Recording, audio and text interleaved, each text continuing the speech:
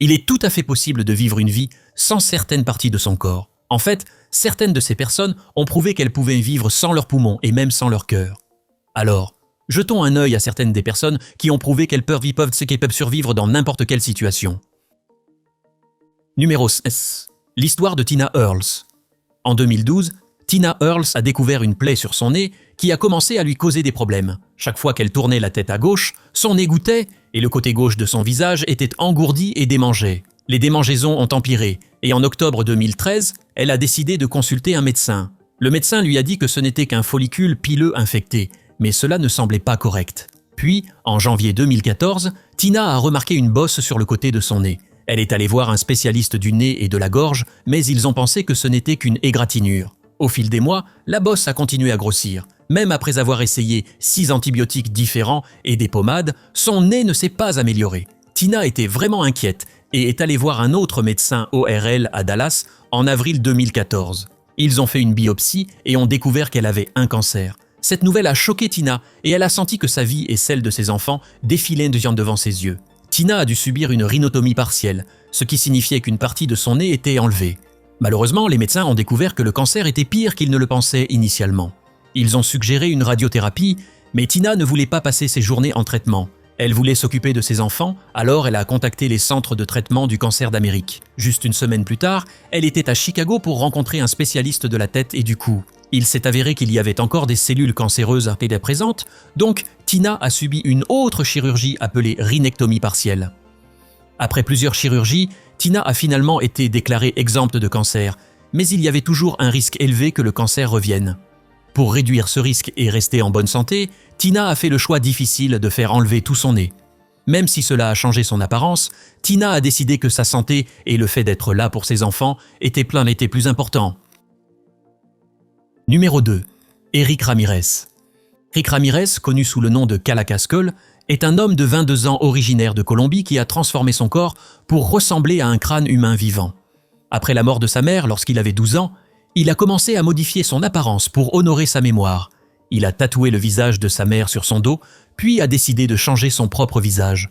Avec l'aide d'un ami tatoueur, Eric a fait enlever le bout de son nez et de ses oreilles, créant un look frappant qui est devenu viral sur Internet. Il a également fendu sa langue en deux et a tatoué de façon permanente son visage avec une coloration grise et des orbites sombres. Autour de sa bouche, il a tatoué des os qui ressemblent à des dents, renforçant son apparence squelettique.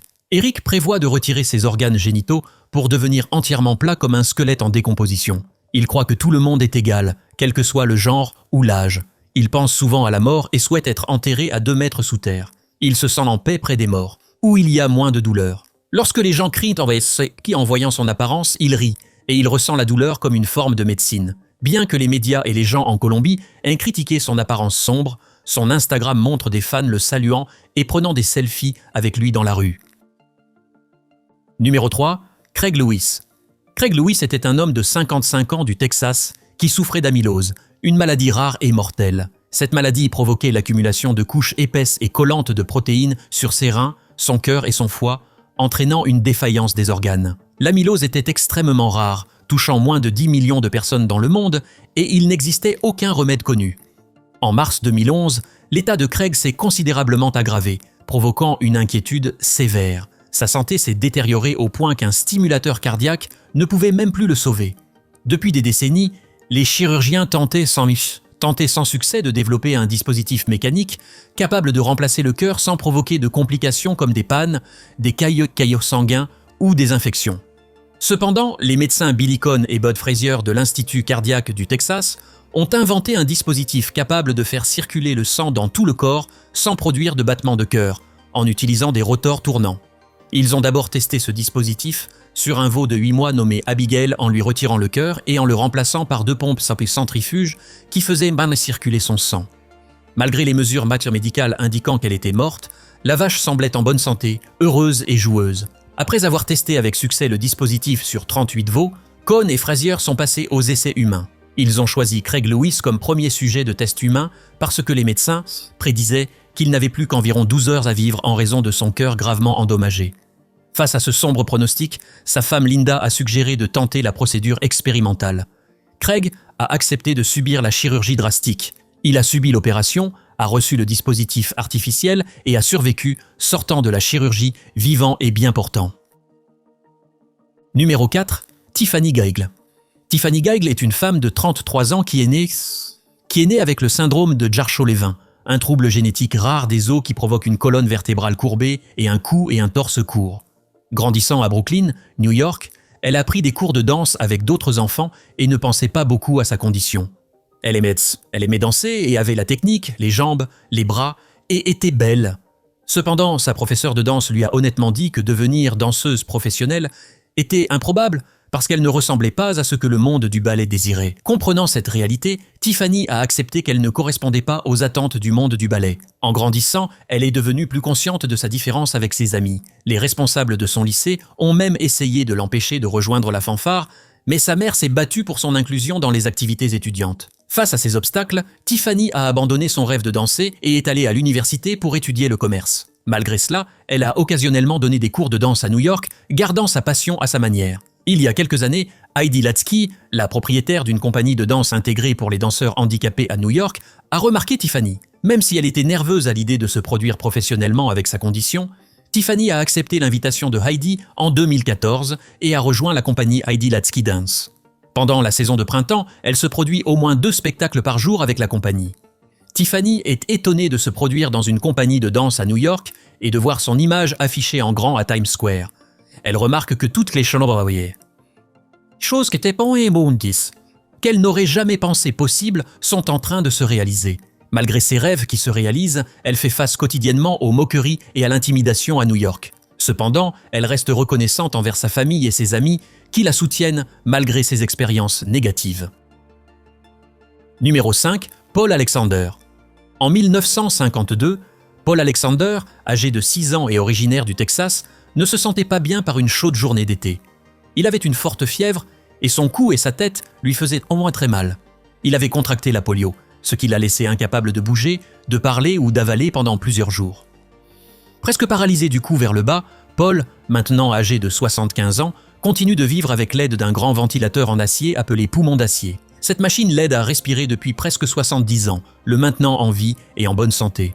Il est l'une des dernières personnes à utiliser un poumon d'acier, un dispositif qui était autrefois courant dans les services de polio pendant le pic de la propagation de la maladie. Dans une récente interview vidéo avec le conteur Mitch Summers, Paul a déclaré « Je n'ai jamais abandonné et je ne commencerai pas maintenant ». Au lieu de laisser le dispositif médical le limiter, il l'a utilisé comme un moyen d'avancer dans la vie. Après avoir obtenu de très bonnes notes au lycée, il a été initialement refusé par l'Université méthodiste du Sud.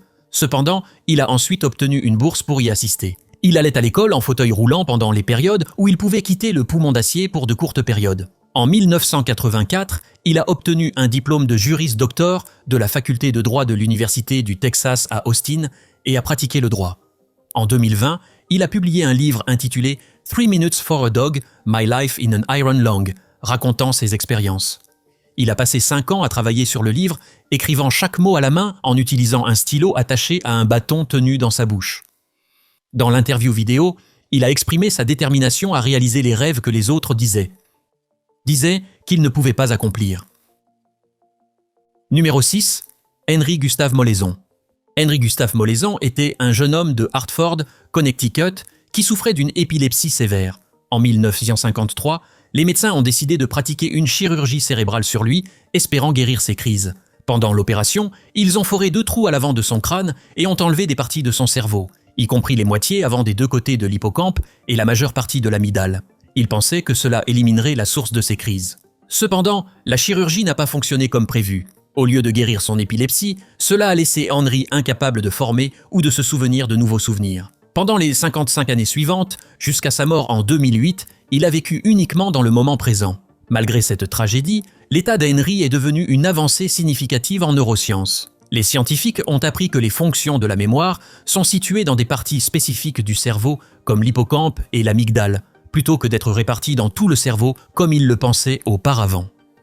Parce que son amnésie était si spécifique, Henry est devenu un sujet idéal pour étudier le fonctionnement de l'esprit. Les chercheurs ont beaucoup appris en travaillant avec lui. Pour protéger son identité, les scientifiques se sont référés à lui comme HM dans leur publication de recherche. En 1962, une jeune étudiante de 3e cycle nommée Suzanne Corkin a commencé à travailler avec Henry.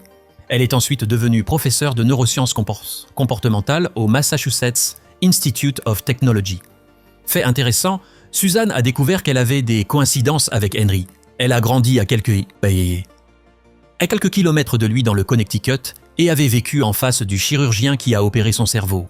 Au cours des 46 années suivantes, Suzanne et Henry ont passé beaucoup de temps ensemble. Mais en raison de sa perte de mémoire, chaque rencontre était nouvelle pour lui. Suzanne a écrit un mémoire intitulé « Permanent Present Tense » sur leur relation et la condition d'Henry. Henry a un jour exprimé sa perspective en disant « C'est étrange, mais vous devez simplement vivre et apprendre.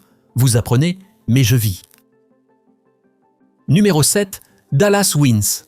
Dallas Wins, un homme de Fort Worth, Texas, a vécu un événement qui a changé sa vie en 2008. Le 13 novembre, alors qu'il peignait l'église baptiste de Ridgely, il se tenait sur une plateforme élévatrice lorsque son front a accidentellement touché une ligne électrique à haute tension. Ce terrible accident l'a laissé avec de graves brûlures. Les secours l'ont rapidement transporté par hélicoptère au Parkland Memorial Hospital.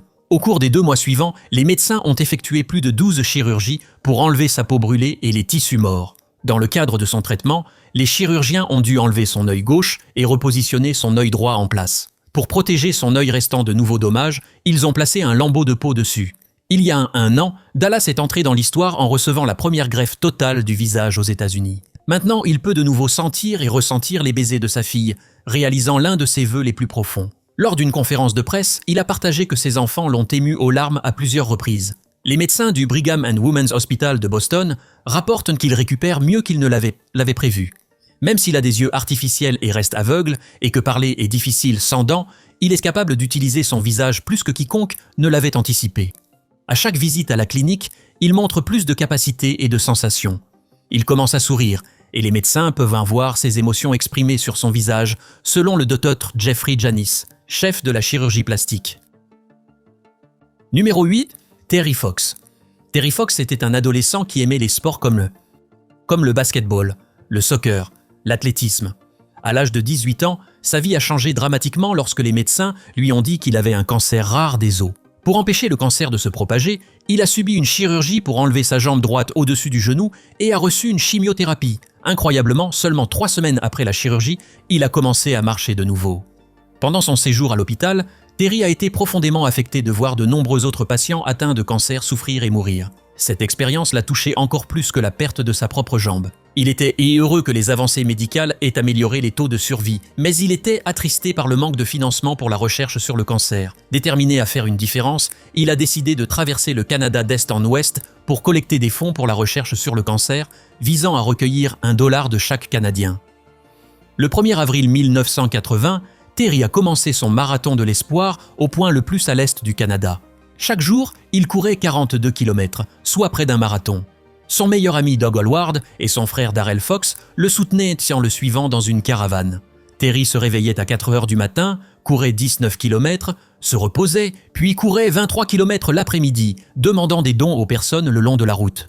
Il s'était fixé cet objectif difficile parce qu'il croyait au miracle et savait que les réalisations qui en valent la peine nécessitent un travail acharné. De nombreuses personnes ici lui ont dit qu'il était fou, mais il l'a accepté parce que cela le rendait heureux.